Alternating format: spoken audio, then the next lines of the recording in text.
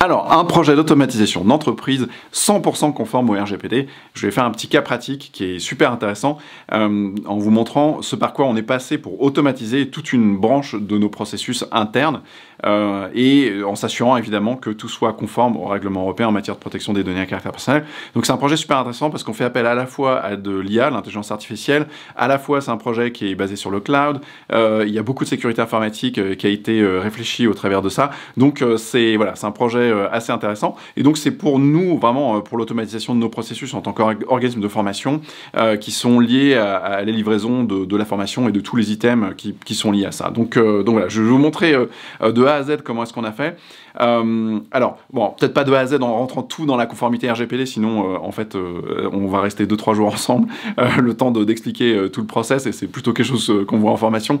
Mais disons, je voulais au moins prendre un certain nombre de points de focus qui sont intéressants dans un projet de mise en conformité, pour vous montrer voilà, comment est-ce qu'en pratique on peut arriver à mettre en place des solutions opérationnelles par rapport à des contraintes juridiques et comment on peut avancer concrètement sur un projet comme ça, et puis s'assurer d'être justement conforme. Alors, il y a d'abord un élément à retenir qui est hyper important, c'est que dans tous les projets de ce type-là, dès lors qu'on aborde une mise en conformité RGPD, on a vraiment 3 contraintes. C'est une contrainte business, c'est-à-dire comment est-ce qu'on s'assure du fonctionnement de l'entreprise ou de l'organisation de manière globale, et comment on s'assure effectivement côté métier, c'est-à-dire côté là en l'occurrence côté process, eh bien on arrive à bien implémenter les choses et faire en sorte que ça marche de manière concrète et réelle. Et troisième point, comment est-ce qu'on s'assure de faire tout ça en sorte vraiment d'être conforme au règlement européen, tout en apportant de la valeur à ses clients, apportant de la valeur en respectant vraiment leurs droits et toute la réglementation qui est liée en fait à ça, c'est-à-dire vraiment qui a pour finalité de créer de la confiance et de maintenir le lien de confiance entre le responsable de traitement, la personne qui va traiter les données personnelles, et puis l'ensemble des personnes dont les données sont traitées. Donc voilà, donc ça c'est vraiment, vous allez le voir très concrètement au travers de ce cas, c'est vraiment, on est imbriqué, ces 3 éléments sont imbriqués les uns dans les autres, et donc on a dû mettre en place un certain nombre de décisions et faire un certain nombre de choix qui sont liés vraiment à chacun de ces 3 éléments. Donc voilà, donc ça c'est vraiment important. Alors le projet en lui-même, c'est l'automatisation de la livraison de la préparation, par exemple à la fois de la commande quand une personne vient et fait une commande pour sa formation, et comment est-ce qu'on met les choses en place. Au niveau d'un email de confirmation, il y a des emails de confirmation qui viennent. Je vais vous montrer tout ça en détail, hein, architecture vraiment process. Comment est-ce qu'on fait la facture, voilà, toute cette partie-là est entièrement automatisée. Et donc voilà, j'ai vraiment compacté ça au minimum, de sorte qu'il y ait le moins d'action humaine possible. Voilà. Et puis donc ce qui est intéressant, voilà, comme je vous le disais, c'est qu'on utilise du cloud et de l'IA également. Donc les objectifs projet, donc si je reviens vraiment sur pourquoi est-ce qu'on a mis ça en place, c'est vraiment l'objectif premier, c'est vraiment d'éliminer au maximum les tâches qui étaient ardues et qui ne présentaient aucune valeur ajoutée. C'est vraiment d'automatiser les choses, c'est-à-dire que c'est pas vraiment très instructif et très intelligent de passer son temps à rentrer des noms de personnes dans une base de données, fabriquer un certificat à la main, fabriquer des choses comme ça. Donc c'est tout vraiment, l'objectif c'est vraiment d'automatiser et d'arriver en fait gagner en rapidité, en sécurité, et s'assurer qu'il y ait de moins en moins d'erreurs également, mais aussi côté purement business, disposer des indicateurs de performance côté données, parce que ça c'est un élément qui est essentiel côté entreprise, et puis s'assurer que permettre vraiment à l'entreprise de se développer dans les années à venir. Donc il y a vraiment c'est vraiment un projet d'entreprise qui est vraiment orienté, voilà, comment est-ce qu'on apporte un maximum de valeur à nos clients. Vous allez le voir, il y a tout un tas de choses qui sont mises en place spécifiquement pour ça. Et donc là je parle vraiment du côté business, mais vous allez voir, on va raccrocher sur le côté juridique très rapidement et sur le côté IT très rapidement. On va vraiment toutes les contraintes qui sont liées à ça, mais c'est vraiment la perspective de base.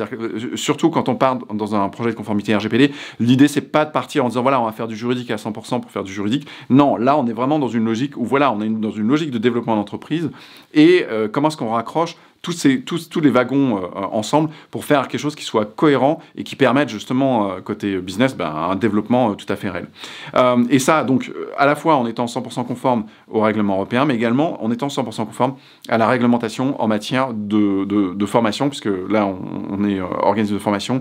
Et donc, du coup, là, il y a vraiment beaucoup d'obligations qui sont importantes. Par exemple, mettre en place une fiche de présence qui doit être signée par le formateur, mettre en place voilà, un un QCM d'évaluation des candidats. Donc il y a vraiment des contraintes qui sont assez importantes qu'il faut respecter. Donc voilà, donc ça c'est les objectifs. Et je vous montre le process rapidement. Pour vous montrer en fait quand je vous parlais de tâches ardues manuelles, c'est voilà beaucoup de choses que moi j'ai dû faire à la main avant que tout ça soit automatisé. C'est-à-dire que voilà, dès qu'une personne qui s'inscrit, on l'entre dans une base de données. Ensuite, il y a un email de confirmation qui est envoyé à la personne pour être sûr que voilà, elle est bien inscrite à la formation, à la bonne session. Ensuite, là c'est automatiquement mis en place. Donc il y a un QCM qui est fabriqué pour cette personne. Et donc après il y a l'évaluation du QCM qui sera mise en place dans un deuxième temps. Ensuite, il y a la création d'un certificat, parce qu'il faut avoir un certificat une attestation qui fait que voilà, la personne a bien participé à cette formation, à cette session, à cette date, à telle formation. Il y a la mise en place de la fiche de présence, puisque c'est une fiche de présence qui doit être nominative, et donc pour chaque personne, qui doit ensuite être signée par le formateur. On met en place ensuite, on inscrit les personnes à une newsletter. Alors, c'est pas vraiment une newsletter au sens newsletter classique, mais c'est plutôt un point d'information. Ça permet ça permet d'envoyer des emails directement à l'ensemble des personnes qui sont inscrites à la session. Pourquoi ? Simplement parce que le produit évolue. Je vais vous montrer ça dans le slide suivant. Le produit évolue quasiment en permanence. Et donc, une personne qui a assisté à une formation il y a 1 an, eh bien, doit recevoir toutes les mises à jour pour l'ensemble par exemple, si on change un process de conformité ou si la loi évolue, eh bien, toutes les personnes qui auront assisté à toutes les formations précédentes doivent pouvoir recevoir l'ensemble de ces éléments-là. Et donc, ça signifie que, eh bien, il faut pouvoir rester en contact avec elle, il faut pouvoir toujours, leur envoyer les communications qui sont liées à ça. Et donc, voilà. Et ensuite, il faut envoyer la convocation à la personne 15 jours avant la formation. Eh bien, elle va recevoir une convocation. Et donc, ça, c'est le premier bloc de process. Le deuxième bloc process, c'est quand il y a la clôture de la formation. Alors, je vous ai mis les petites cases là où il y a de l'intelligence artificielle, ce qui nous permet de détecter quelle fiche présence a été signée par telle personne et donc lui envoyer à la bonne personne sans qu'il y ait d'erreur. Donc là, il y a un process de clôture de formation où on envoie, où la fiche de présence est signée, elle est scannée, elle est envoyée à la bonne personne. Il y a l'envoi du certificat, l'envoi de tout l'e-learning, ça c'est facile, ça c'est juste un email. Il y a l'envoi du QCM corrigé. Là, on fait appel à de l'intelligence artificielle également pour reconnaître la personne et le QCM et que la bonne personne ait sa correction par rapport à son bon QCM et que ce soit renvoyé sur son bon email. Et il y a la création d'une facture avec derrière, voilà, donc il y a une interface avec un logiciel de facturation. Et puis il y a quelques cas complexes qui peuvent être spécifiques à gérer. Donc là également, il y a quelques précautions qui sont mises en place parce que des fois, il y a des personnes qui ne sont pas assujetties à la TVA ou des personnes qui ont des cas un petit peu spécifiques. Donc la première question, donc là, voilà, je vous présente le projet. Donc la première question qui se pose typiquement quand vous avez un projet comme ça, un projet informatique, c'est voilà, est-ce qu'on fait un développement interne ou est-ce qu'on fait appel à un logiciel sur étagère, quelque chose qui existe déjà. Et donc ça, c'est vraiment une première question qui a un impact sur le RGPD, sur la responsabilité de l'organisation, qui est extrêmement important. Pourquoi ? Parce qu'il y a deux voies. Alors, non pas qu'il y en a une qui soit meilleure que l'autre, mais disons qu'il faut vraiment regarder le cas par cas. Et ça a un impact RGPD qui est essentiel. Alors, ça a des impacts en termes de coûts. C'est-à-dire que si effectivement on fait un développement interne, typiquement, ça va avoir un coût assez important à la première fois, mais après, c'est un coût quasiment nul. Alors, il y a un peu de maintenance, mais une fois que ça marche, ça marche. Globalement, on n'a pas à faire un coût supplémentaire. Alors que si on fait appel à des logiciels SaaS, ça augmente les coûts de manière... Enfin, il y a des coûts qui sont relativement réguliers. Et donc, il faut pouvoir digérer ces coûts. Et ça a également un impact. Ici, je vais vous montrer, vous allez voir, je pense que ça, c'est un des éléments les plus ahurissants de tout le projet, de toute l'étude. Vous allez voir le coût final que l'on paye. Je pense que tout le monde va avoir les yeux gros comme ça. Quand on a un logiciel SaaS, par exemple, on fait appel à un éditeur de logiciel, alors c'est très bien, mais ça peut avoir un impact, notamment, là, moi, quand j'ai fait mon étude pour voir quels étaient les logiciels de gestion d'organismes de formation, il y a effectivement tout un tas de choses, mais il y a beaucoup de logiciels dont le business model, c'est de proposer en mode SaaS et de proposer de l'e-learning en mode SaaS qui soit également facturé par participant par mois. Et donc, ça a un impact qui est absolument important sur les coûts, parce que sur le business model, ça ne permet pas de réduire les coûts au fur et à mesure du temps, et c'est donc assez problématique. On va voir ça un petit peu plus en détail. Deuxième point qui est important, c'est également sur le choix des prestataires. Parce que l'article 28 du RGPD impose que le responsable du traitement, donc moi en l'occurrence, sélectionne des prestataires qui présentent les garanties suffisantes. Donc c'est une des exigences de l'article 28, il y en a plein d'autres, mais cette exigence, elle est extrêmement importante parce que ça signifie que moi je ne peux pas forcément choisir n'importe quel prestataire, n'importe quel éditeur logiciel qui ait mis en place un logiciel d'e-learning ou de gestion des organismes de formation. Il faut que je prenne en compte quelqu'un qui présente les garanties suffisantes. Et là, c'est pas quelque chose qui est simple à mettre en place parce que il faut trouver quelqu'un qui ait suffisamment de formation RGPD qui soit suffisamment sérieuse et donc voilà, donc là il y a une contrainte qui est tout à fait réelle et c'est un point qui est important à prendre en compte parce que vous allez le voir, il y a beaucoup toutes les sanctions, il y a beaucoup de sanctions CNIL qui ont été prononcées depuis l'entrée en vigueur du RGPD qui sont liées à des prestataires informatiques qui sont défaillants. Donc ça, c'est un point vraiment, il faut vraiment très clairement mesurer au moment du choix d'architecture que l'on met en place, de vraiment savoir vers qui on s'oriente en tant que prestataire. Est-ce qu'on fait un développement interne? Est-ce qu'on prend un prestataire externe? Ou un logiciel tout fait. Là, il y a vraiment un point d'interrogation. Il n'y a pas de solution X miracle, mais je donne ces éléments-là qui sont quand même importants à prendre en compte. Alors, la raison pourquoi on a fait, j'ai fait un choix X, c'est que en réalité, donc on a fait le choix d'un développement interne. Hein. Donc la réalité, c'est que nous, on a un produit de formation qui est donc une formation RGPD de 2 jours, mais qui va également, avec tout un ensemble d'autres éléments. Typiquement, quand une personne s'inscrit à la formation, elle reçoit des processus de conformité, un pack e-learning, elle a tout un tas de sessions en ligne de formation dans lesquelles elle peut poser des questions et avoir des réponses spécifiques par rapport à ça. Et donc, en fait, on a un produit qui est passé par différentes versions. Et le bénéfice de ce produit-là, c'est qu'en réalité, quelqu'un qui est passé par la version numéro 1 de la formation va bénéficier de tous les ajouts qui sont dans la V2, qui va bénéficier de tous les ajouts dans la V3, qui va bénéficier de tous les ajouts dans la V4. À quelques exceptions près, globalement, tout le monde passe par ce même processus et ça permet d'avoir les dernières mises à jour du produit. Et donc ça, c'est un bénéfice client qui est quand même très important. Et donc, par exemple, dans la dernière version, on a ajouté 1 an de questions-réponses. Donc là, pendant 1 an, tous les participants peuvent se connecter à un groupe et avoir toutes des questions, faire des séances en ligne de questions-réponses et avoir accès à tout un tas d'e-learning et cas pratiques. Donc du coup, ce produit-là, il est vraiment, ça a des contraintes qui sont très importantes en termes de coûts, puisqu'en fait, il faut impérativement garder des coûts qui sont bas pour pouvoir continuer à intégrer tout le temps plus de personnes, dans ces processus. Et typiquement, si j'avais fait le choix d'avoir un partenaire, d'avoir un éditeur logiciel en ligne qui me facture, par exemple, au mois d'accès à un pack e-learning, et ben en fait, ça n'aurait fait qu'augmenter les coûts et côté business, ça n'aurait pas été supportable et donc j'aurais pas pu livrer cette valeur ajoutée aux clients par rapport à ça. Donc vous voyez, donc ça c'est un point qui est hyper important. Alors, il faut faire attention par rapport à ça. Alors, d'un autre côté, un développement interne, c'est pas non plus une solution magique, parce qu'il faut quand même en prendre en compte des enjeux de sécurité informatique de manière vraiment très sérieuse, parce que si vous-même vous faites une erreur, eh bien, c'est vous qui vous tirez une balle dans le pied. Donc voilà, donc il faut s'assurer de bien faire les choses et de s'assurer que voilà, tout soit bien cadré par rapport à ça. Donc voilà, le choix définitif, c'était de prendre un prestataire cloud, d'utiliser, faire des développements internes et reposer sur une architecture cloud, et en particulier d'utiliser Amazon Web Services. Alors je vous dis tout de suite, je suis pas allié avec eux, je les connais pas, j'utilise leur service parce que je trouve que c'est vraiment bien. Donc je ne perçois pas d'argent de la part d'Amazon Web Services, donc à mon plus grand regret à la limite. Donc voilà.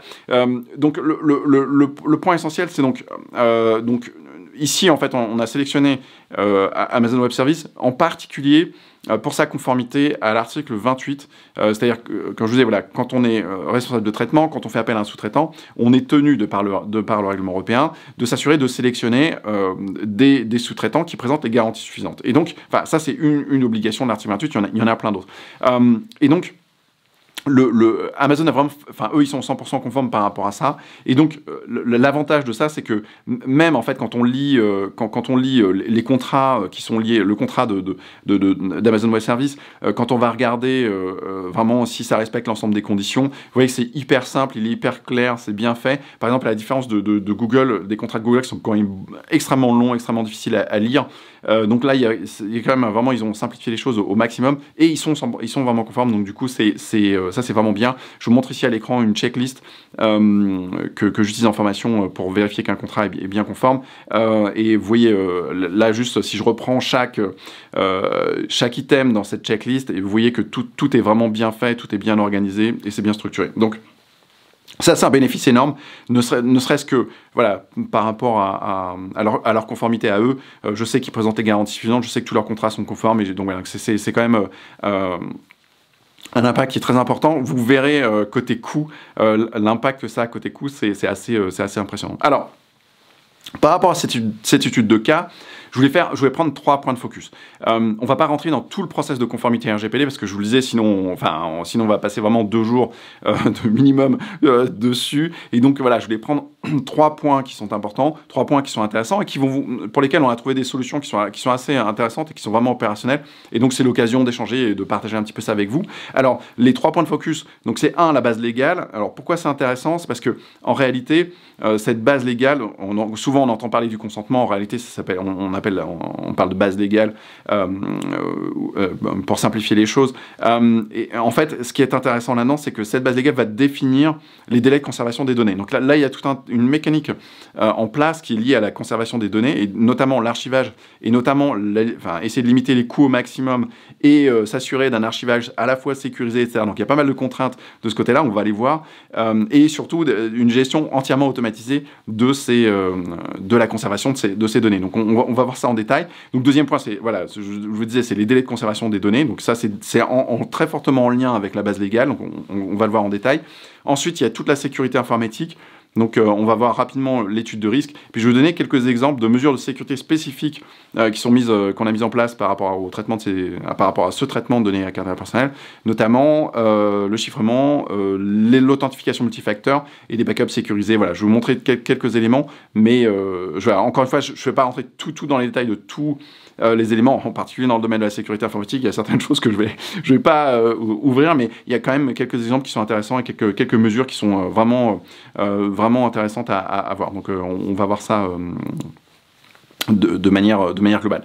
Alors, premier point, la base légale. Donc, en l'occurrence, quand une personne s'inscrit à une formation, donc là, effectivement, la personne passe un contrat, enfin, l'organisme passe un contrat, et donc, on se situe évidemment sur une base légale qui est soit l'exécution contractuelle, soit le respect d'une obligation légale. Alors, pour les personnes qui ne sont pas juristes, pour qui je viens de parler complètement chinois, je vais vous expliquer ça de manière simple. C'est globalement, il faut que le traitement, lorsque vous traitez des données à caractère personnel, il faut que ça repose sur une série de conditions. C'est-à-dire qu'il y a une série de conditions dans lesquelles le traitement peut être légal. Donc il faut que vous respectiez soit l'un, soit l'autre. Voilà, il y a ce qu'on appelle une base légale.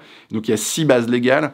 Et les bases légales les plus célèbres, entre guillemets, c'est le consentement. Tout le monde a entendu parler du consentement, mais attention, le consentement, c'est qu'une base légale. J'ai déjà fait plusieurs vidéos à ce sujet-là, je vous invite à jeter un petit œil dessus. Et surtout, il ne faut absolument pas utiliser le consentement quand, bien, effectivement, un traitement ne relève pas du consentement. Pourquoi? Parce que l'inconvénient, entre guillemets, du consentement, c'est que tout le monde, à partir du moment où quelqu'un donne son consentement, si un traitement repose sur un consentement, par exemple dans le cas d'une newsletter, une personne qui donne son consentement a également le droit à tout moment de retirer son consentement. Et là, vous vous retrouvez, si vous utilisez une base légale qui repose sur le consentement, alors que ça devrait reposer sur le contrat, c'est absolument un désastre, parce que vous ne pouvez... Enfin, c'est complètement ingérable, parce que vous ne pouvez pas...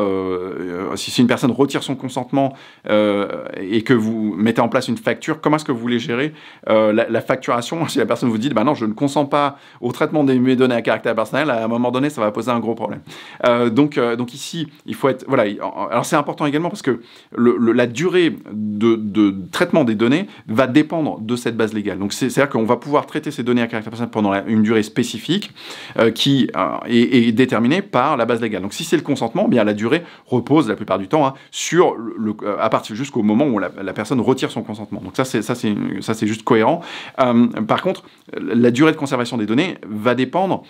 Là en l'occurrence, ici on a ce qu'on appelle une base légale mixte, c'est-à-dire que ça repose sur deux éléments qui sont à la fois l'exécution contractuelle et à la fois des obligations légales. Et ces points sont extrêmement importants. Alors pourquoi je parle d'obligations légales? Simplement parce que dans certains cas, notamment les organismes de formation sont tenus de conserver un certain nombre de données en vertu des obligations légales. On retrouve également cette base légale, par exemple en matière de droit du travail, où l'employeur est tenu de conserver un certain nombre de données à caractère personnel spécifiquement pour un besoin qui est lié à la sécurité sociale, qui est lié à X, Y, mais qui lui est imposé à lui. Donc c'est pas lui qui le veut, mais c'est une obligation et il s'assure de respecter cette obligation et donc va traiter des données en vertu de ça. Donc là, je vous montre un petit schéma. Donc toujours le travail à faire quand on doit déterminer les délais de conservation des données. En fait, ça va découler vraiment de la base légale. Quelle est la base légale? Est-ce que c'est le consentement, le contrat, une obligation légale? Est-ce qu'il y a quelque chose d'autre lié à ça? Ok, on définit les délais de conservation des données et ensuite, on peut mettre en place des moyens techniques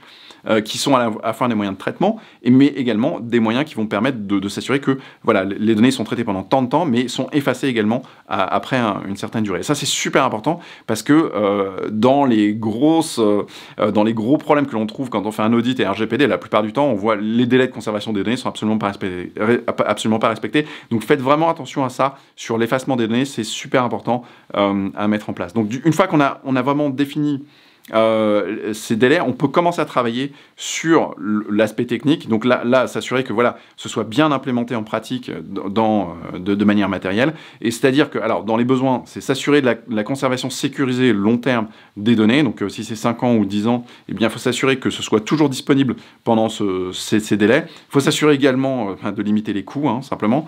Il faut s'assurer de l'effacement automatisé des données, de sorte qu'il n'y ait plus rien à faire. C'est qu'on fixe des règles qui soient mises en place et que ces règles soient exécutées au fur et à mesure du temps, y compris 10 ans après, et s'assurer d'un accès relativement réduit, ça c'est vraiment de la sécurité informatique, aux données qui ont été archivées, parce qu'à partir du moment où des données basculent sur un traitement qui est pas vraiment actif, à partir du moment où il n'y a plus vraiment besoin de ça, on peut augmenter un peu la sécurité informatique, de sorte de s'assurer que voilà, une personne n'a pas vraiment besoin d'accéder aux données, eh bien elle ne peut pas matériellement le faire. Donc voilà. Donc par rapport à ça, Amazon Web Services est vraiment bien, puisque en fait, là sur ce projet-là, on a utilisé S3, donc qui est alors à l'origine ça s'appelait Simple Storage Service, donc 3S. Là ils ont changé les noms, le S, je sais plus exactement ce que c'est, mais pas très grave. Donc Amazon S3, donc c'est un service de stockage dans le cloud qui est prévu pour fournir, pour être durable de manière quasiment parfaite. Voilà, c'est 99,9999999% des objets, donc il y a 99. Et donc ça vous donne une idée globalement. Si vous avez 10 millions de fichiers qui sont stockés sur S3, en moyenne, vous pouvez vous attendre à perdre un objet tous les 10 000 ans. Donc on peut dire que globalement, c'est à peu près fiable.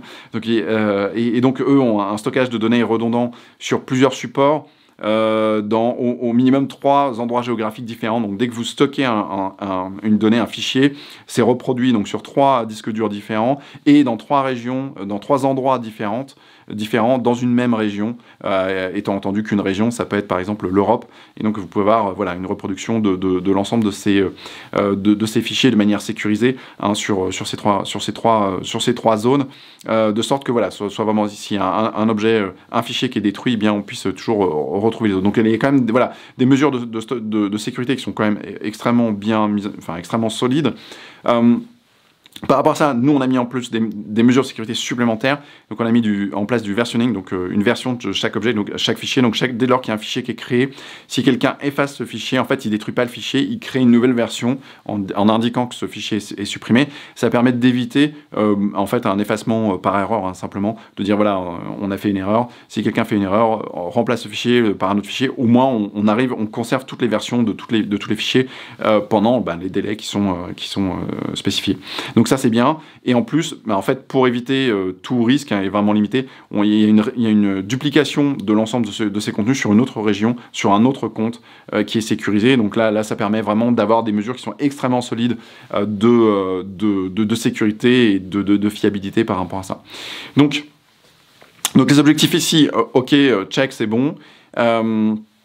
Ensuite, tout ce qui concerne les objectifs de limitation des coûts et d'effacement automatisé des données, et bien là, encore une fois, S3, ben, c'est un outil quand même hyper pratique, puisque là, on peut tout à fait mettre en place ce qu'on appelle une gestion du cycle de vie des fichiers, en l'occurrence des fichiers qui sont créés pour un stagiaire. Par exemple, sa fiche de présence. Alors on a la création du document. Ensuite, 3 mois après, ce que l'on a défini, c'est qu'on a une transition vers un archivage long terme. Et au terme du délai de conservation, par exemple 5 ans ou 10 ans, eh bien, on a une suppression automatisée de ces données, de sorte qu'on n'ait rien à faire.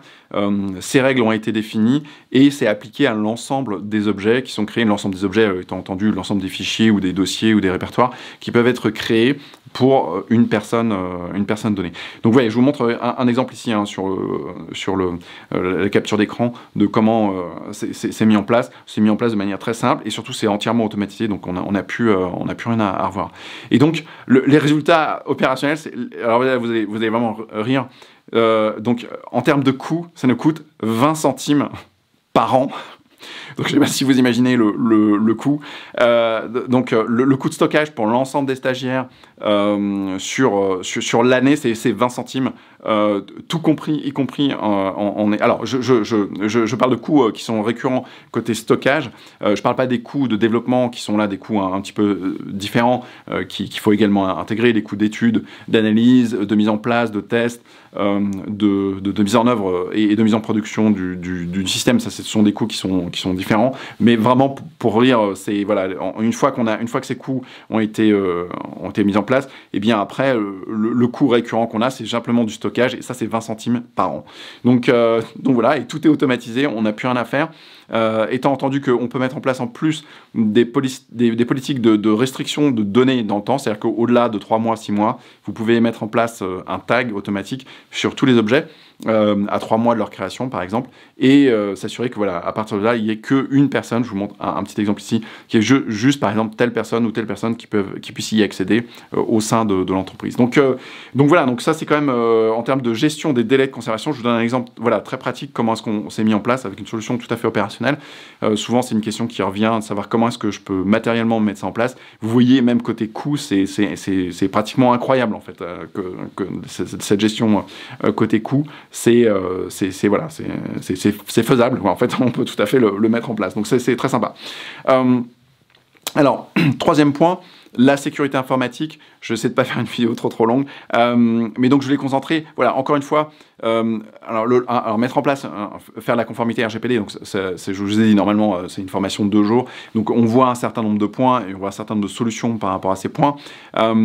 Côté sécurité informatique, je ne vais pas rentrer complètement entièrement dans les détails, parce que là, on passerait pas mal de temps également dessus, mais je vais prendre 2-3 points qui sont importants, et je vais vous montrer effectivement comment est-ce que, voilà, quelles ont été les mesures de sécurité en particulier mises en œuvre, et parfois les risques qui sont assez inattendus, qui ont été analysés et pour lesquels on a mis en place des mesures.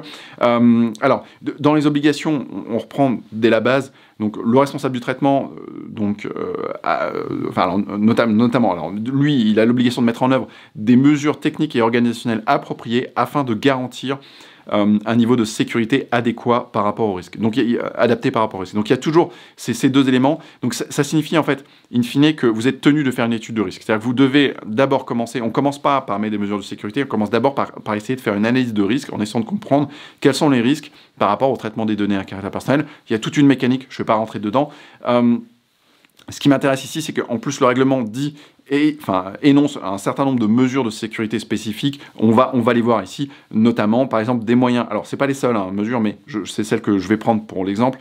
Des moyens permettant de garantir la confidentialité, l'intégrité, la disponibilité, la résilience constante des systèmes et services de traitement. Des moyens permettant de rétablir la disponibilité des données à caractère personnel et l'accès à celles-ci dans des délais appropriés en cas d'incident physique ou technique. Donc là, je vous mets une petite checklist que l'on va utiliser. Alors typiquement, j'ai extrait ça un peu de l'information. On a des checklists un petit peu plus importantes, mais là c'est la base, confidentialité, intégrité, disponibilité, résilience, rétablir la disponibilité des données à caractère personnel et l'accès à celle-ci dans des délais appropriés. Et donc à partir du moment où on a notre checklist, ben, on va simplement faire check, check, check. Et donc avant de commencer vraiment là-dedans, enfin rentrer dans les mesures, je vous disais, c'est extrêmement important d'abord d'analyser les risques. Quels sont les risques? Parce que vous ne pouvez mettre en place des mesures de sécurité qui sont adéquates que si vous avez véritablement analysé vos risques. Si vous ne savez pas quels sont les risques, vous ne pouvez logiquement pas être en mesure de déterminer quelles sont les solutions et quelles sont les mesures de sécurité qui sont nécessaires pour pallier à ces risques-là. Donc c'est le premier point. Dans l'étude de risque, on aurait tendance à penser de manière générale que le point le plus important, c'est de s'assurer qu'une personne ne puisse accéder frauduleusement aux données. Mais ça, c'est quasiment tellement évident, en fait, que en réalité, c'est pas tellement le point le plus important. Parce qu'évidemment, il y a des tonnes de... Enfin, on a mis tout un tas de solutions opérationnelles par rapport à ça. Mais dans l'étude de risque, parmi les risques qui sont assez surprenants, c'est pas... le risque le plus important, c'est pas le fait que les données soient détruites ou que les données, etc. C'est simplement le fait que moi, j'oublie de payer Amazon Web Services ou qu'il y a un incident de paiement à un moment donné ou un autre sur une carte de crédit de l'entreprise. Pourquoi? Parce que c'est un des seuls cas dans lesquels il pourrait y avoir une destruction de l'intégralité des données, puisque si on arrête de payer, bien évidemment, on ne bénéficie plus des services cloud. Et donc, toutes les données sont effacées. Et donc ça, c'est sans doute de manière assez étonnante, un des points de risque que l'on ne voit pas forcément, auxquels on ne pense pas forcément, mais qui peut être extrêmement coûteux s'il n'y a pas des mesures qui sont prévues, à savoir s'assurer que voilà, il puisse y avoir la facturation sur plusieurs comptes bancaires, plusieurs cartes, que effectivement les comptes soient bien approvisionnés, etc. Donc ça, c'est super important de mettre ça en place. Un exemple c'est un exemple d'actualité, mais ça a été vu il n'y a pas très longtemps. Il y a une personne qui était le chef d'entreprise d'une start-up au Canada qui spécialisait dans tout ce qui est cryptocurrency. Et donc, cette personne est décédée. Et en fait, il a emporté avec lui tous les mots de passe d'accès du compte. Et en fait, toute l'entreprise est restée bloquée avec 190 millions de dollars.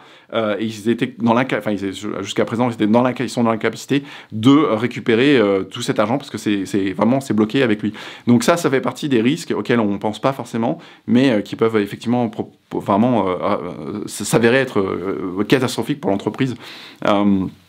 Et c'est important de réfléchir à ça. Donc voilà. Donc quelques mesures de sécurité spécifiques à ce traitement.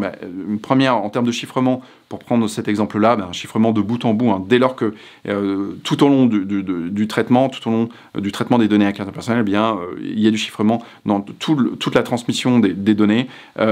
Chaque fois qu'une donnée est stockée, le support sur lequel elle est stockée est chiffré sur l'ensemble des supports. En anglais, vraiment, on s'est assuré de vérifier tout ça. Donc ça apporte quand même un niveau de sécurité qui est vraiment important.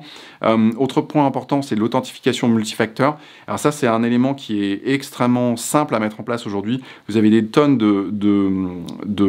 d'outils, que ce soit sur le téléphone, que ce soit des cartes spécifiques ou des cartes avec empreinte digitale, qui permettent, des clés USB par exemple avec empreinte digitale, qui permettent d'avoir une authentification à 2 facteurs, c'est vraiment 2 mécanismes d'authentification là qui vont s'assurer que voilà, la personne en question qui demande à accéder aux données, par exemple, est bien la bonne personne, et c'est pas un tiers. Et c'est un coût qui est ridicule. Alors soit c'est 0 € si vous utilisez une authentification double facteur sur mobile, soit c'est 25 € si vous utilisez sur une clé ou une carte spécifique. Donc ça, faut vraiment mettre ce type de mesure en place. Ça augmente considérablement la sécurité, c'est une mesure de protection qui est simple, vous voyez, c'est pas très compliqué. Des backups sécurisés ensuite, ça c'est un élément qui est un petit peu plus compliqué à mettre en place, parce qu'il faut s'assurer d'avoir 2 comptes qui sont complètement distincts, et donc typiquement un compte de backup et un compte de production, dans lesquels le compte de backup a un droit de lecture sur le compte de production et va pouvoir lire tous les jours par exemple toutes les informations et sauvegarder l'intégralité des informations. Alors il faut également s'assurer de l'effacement des délais, donc pour tout ce qui est backup, il faut faire attention à pas juste collecter. Là pour le coup, vous voyez, c'est pas forcément même une question de coût, mais c'est plutôt à faire attention de s'assurer vraiment de faire en sorte que les données soient effacées également elles-mêmes sur ce compte au bout d'un certain délai. Donc là, évidemment, sur ces comptes de backup, faut mettre en place typiquement l'authentification multifacteur et puis vraiment l'automatisation des backups, comme ça vous n'avez rien à faire, et un accès ultra restreint, typiquement au nombre de personnes limitées, l'adresse IP, également les restrictions horaires, et une petite mesure simple, mais c'est également le fait de pouvoir recevoir des SMS en cas comme ça, quand une personne accède à cette interface, se log sur le compte, toutes les personnes qui sont dans l'équipe sécurité peuvent recevoir une alerte SMS, et ça se fait vraiment très facilement avec Amazon Web Service. Je vous montre un exemple là, comment créer avec CloudWatch, comment créer une alerte. C'est hyper simple et ça augmente la sécurité parce qu'on sait, voilà, s'il y a quelqu'un qui vient de se loguer au compte, on sait exactement qui est en place. Donc voilà, à partir du moment où on regarde un petit peu comment ces mesures ont été implémentées, ok, on fait notre checklist. Pour revenir au RGPD, s'assurer que voilà, toutes ces mesures sont bien, toutes les mesures qui sont imposées par le règlement sont bien conformes. Encore une fois, c'est une liste non exhaustive, je ne vais pas étaler tout, mais je voulais vous montrer quelques points qui sont quand même intéressants. Garantir la confidentialité, je ne rentre pas forcément trop dans les détails, mais il y a des mécanismes très sérieux de sécurité de ce côté-là. L'intégrité, ça c'est bon. La disponibilité, c'est bon. La résilience, c'est bon. Rétablir la disponibilité des données à caractère personnel. Alors, je ne vais pas montrer un exemple de restauration, mais tout est bien organisé de ce côté-là, et rétablir l'accès à celle-ci dans des délais appropriés en cas d'incident physique ou technique. Là, on a quand même des mesures de sécurité qui sont extrêmement bien mises en place et voilà, extrêmement sérieuses. Donc voilà, donc ça c'est un petit exemple pour vous montrer que, sans faire une vidéo trop longue, qu'on peut effectivement avancer relativement rapidement dans la conformité. C'est pas forcément très très cher si vous mettez en place une solution maison. Alors, vous voyez là, au-delà des coûts de développement de cette solution, vous voyez les coûts de stockage, 20 centimes par an, c'est juste ridicule. Et pour autant, on voit par rapport à cette solution, il y a vraiment on sélectionnait un prestataire qui lui-même est conforme. Donc là, on a éliminé énormément de problèmes. Et on a des coûts qui sont hyper bas. Donc c'est à la fois check côté business, ça va permettre la croissance du business dans les années à venir, puisqu'on va pouvoir garder des coûts extrêmement faibles. Check sur le côté tous les process business, tout a été automatisé, donc on n'a plus tout l'énervement à chaque fois qu'il faut faire une facture, s'assurer que c'est bien la bonne personne. Tout est automatisé, les personnes reçoivent leur facture au bon moment, tout est bien organisé. Alors, côté business, c'est génial, côté métier, c'est génial, parce qu'il n'y a pas d'erreur.